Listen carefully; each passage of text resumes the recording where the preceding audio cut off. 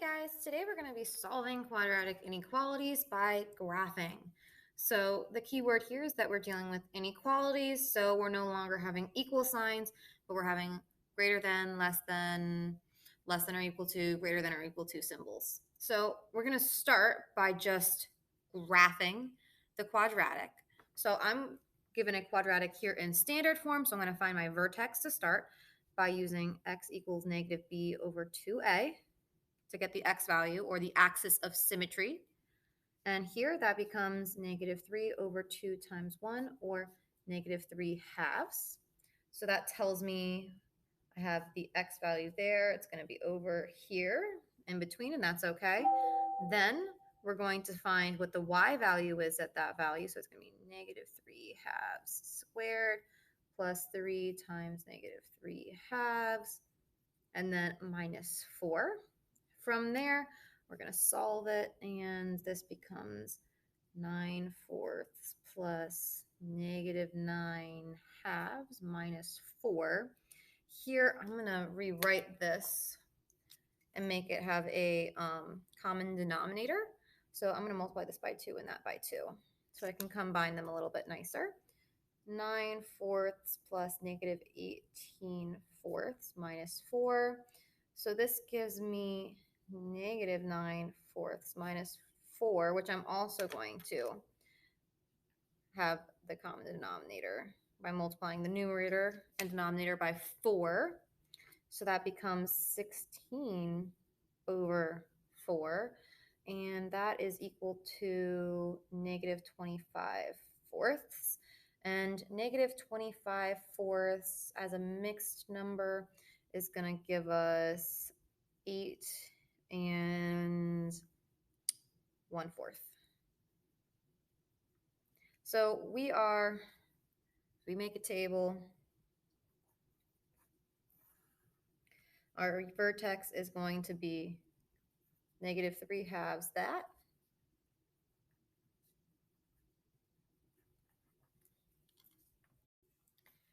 Except Ms. Marshall messed up. That should be negative 6.25 instead of 8.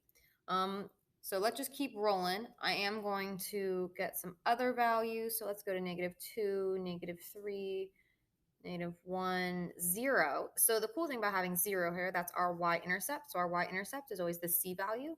So that's negative 4, that's negative 4. I'm going to substitute in negative 1 to find what this value is. So that ends up being 1 minus 3 minus 4. So 1 minus 3 minus 4 is going to give us a negative 6. And there's my points. So let's graph this. Negative 3 halves, 1, 2, 3, 4, 5, 6. And a little bit there. It's not completely accurate because it's a small space, but that's okay. We're getting the idea down. Negative 2, negative 6, negative 1, negative 6. And then we're also at our y-intercept of negative 4 here and there as well. So now we can start to draw this line. Before I draw this line, I do want to note something that hopefully you remember from doing this with linear equations, is that we don't have an equal to line. So no equal to line tells us that we're going to use a dashed line. So I'm going to do some dashes for my parabola, and I'm going to bring them all the way up. If you wanted to get more points to make sure your parabola is a little bit more accurate, that's okay. And next, we need to figure out shading, whether we're going to be shading here for our solution set, or we're going to be shading on the outside for our solution set. To be able to figure out where we're going to be shading, I'm going to pick a tester point. So my tester point, if I pick something inside here and it's true, that means I shade inside. If I pick a tester point on the outside and it's true, I shade the outside. But if I pick a tester point on the inside and it's not true, then I shade the outside. If I pick a tester point on the outside that's not true, I shade the inside. So let's pick a tester point. I always like to pick the tester point 0, 0 if it is an option, because it's nice to substitute into an equation. So the tester point 0, 0, I substitute in 0 for my x value and 0 for my y value. So 0 is greater than 0 squared plus 3 times 0 minus 4. 0, 0, and negative 4. And it says 0 is greater than negative 4. That is true. So I'm going to shade the zone where my tester point is, because that gives us a true statement. So a little bit of information about your tester point. Always pick a tester point that's entirely on the inside or entirely on the outside of your parabola, because if you pick something on the line, it's just going to reflect if it's a solid or dashed line. So if I picked this point right here, my vertex, not my vertex, my y-intercept, 0, 4, that would be not true because it's not an equal to line. If there was an equal to line, it would be true. So we're going to move on to this next one and graph it and find our solution set. So for this next one, we are going to start by graphing it. And this technically standard form, but it's also technically vertex form, because your h value is 0. So my vertex automatically is going to be 0, 4. And it's also my y-intercept. So I'm going to go 1, 2, 3, 4. And put a point for my vertex. And then my a value is negative 1. So I'm just going to follow the pattern to graph it very quickly. So down 1 over 1, down 3 over 1, down 3 over 1. You could have used a table to help you graph that, but I'm going to leave it like that. And then I'm going to draw a solid line, because we have an equal to line. And I'm going to extend it down each way. And then I need to pick a tester point to figure out where I'm shading.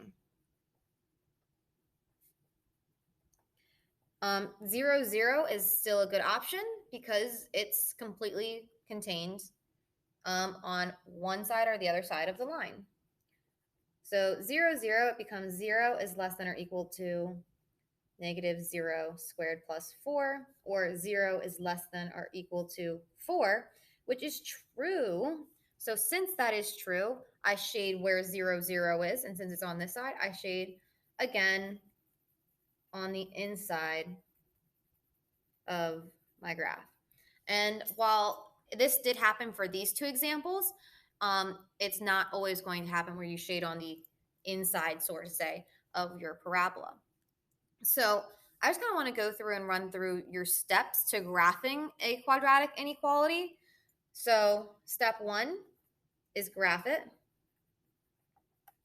Pick solid or dashed line, depending on if it's an equal to or not equal to inequality. Then you're going to pick a tester point that's not on the line. 0, 0, as I said, is always a good option. And then you're going to shade according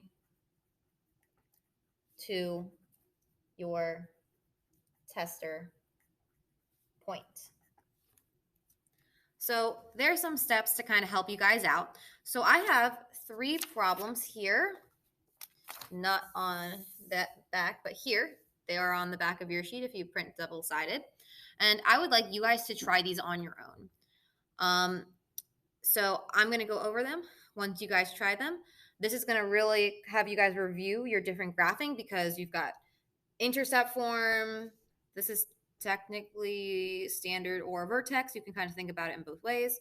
And this is your vertex form. So give it a go. Pick your tester points. And I'm actually going to add an equal to line for this one, because there are no equal to lines, and that should already show up on your paper, because I'm going to edit it before I put it into Schoology. So pause the video here and give it a go. Okay, so for this first one, you found it was an intercept form, so you had your zeros, -3 and 1. You could find your vertex by finding the average between them and then substituting that point back into the inequality. So your vertex is -1, 2. You pick some points before and after it. And so I was a little bit silly. So I know I needed to figure out what these 2 points were. So I started with 0. I got that 0 was 1.5. So using this property of symmetry, I knew that -2 is also 1.5. And then I started to do the same thing with x equals 1. And I wrote duh because, of course, 1 is 0 because it is a 0. So silly me. But I've graphed it there. I use a dashed line because I don't have an equal to line. Here, my tester point was 0, 0. It was on the inside. If I substitute it in, I get 0 is less than or equal to -1/2 times 3 times -1, which is 1.5. 0 is less than 1.5, which is true.